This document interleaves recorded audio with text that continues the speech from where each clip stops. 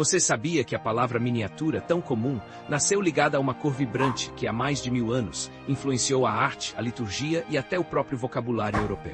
Tudo começa na Roma Antiga, onde um pigmento vermelho luminoso extraído do óxido de chumbo, chamado minium do latim minium, chumbo vermelho, era tão precioso que só podia ser usado em inscrições imperiais, estátuas de deuses e decorações de templos. Os romanos obtinham o minium queimando cinzas de certas variedades de galena em fornos especiais, produzindo cristais vermelhos muito intensos que suportavam bem a luz e o tempo.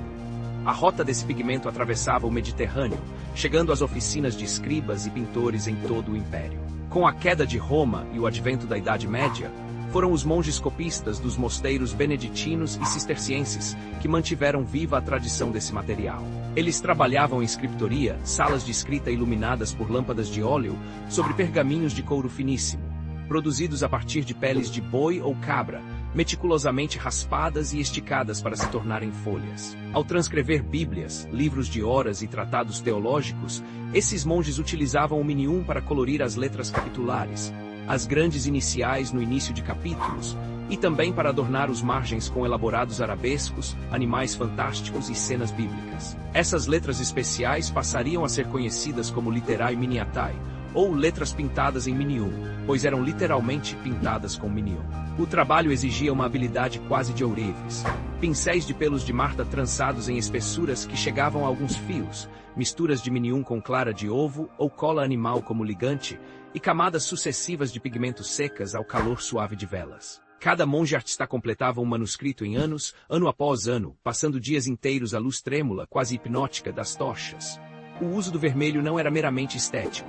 Tinha a função prática de guiar o olhar do leitor, destacando passagens sagradas e ordenando visualmente o texto. Durante os séculos XI ao XIII, a arte das iluminuras atingiu seu apogeu com escolas regionais em centros como a Abadia de Cluny, a Catedral de Chartres e, mais adiante, Veneza e Paris. Os manuscritos iluminados encontravam-se entre os objetos mais caros do mundo medieval, encomendados por nobres, bispos e reis, frequentemente guardados dentro de grandes relicários ou cofres de madeira decorados.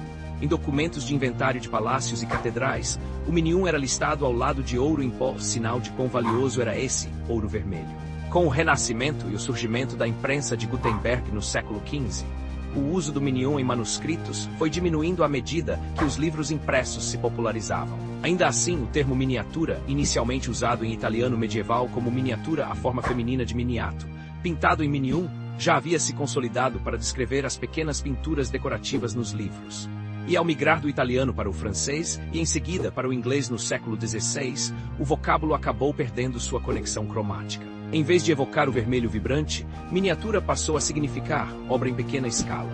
Artesãos e artistas adotaram o termo para designar retratos reduzidos pintados em marfim ou madeira, hábito particularmente popular na corte da rainha Elizabeth I, onde miniaturas de reis, nobres e damas eram trocadas como presentes de Estado.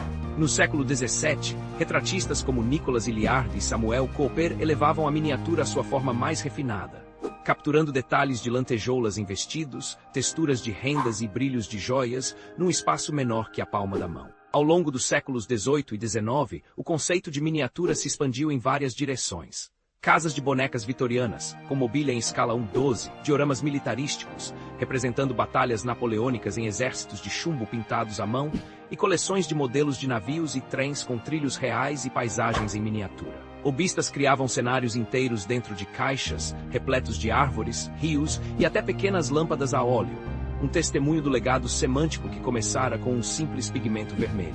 No século XX, o advento das resinas plásticas e da impressão 3D trouxe novas possibilidades.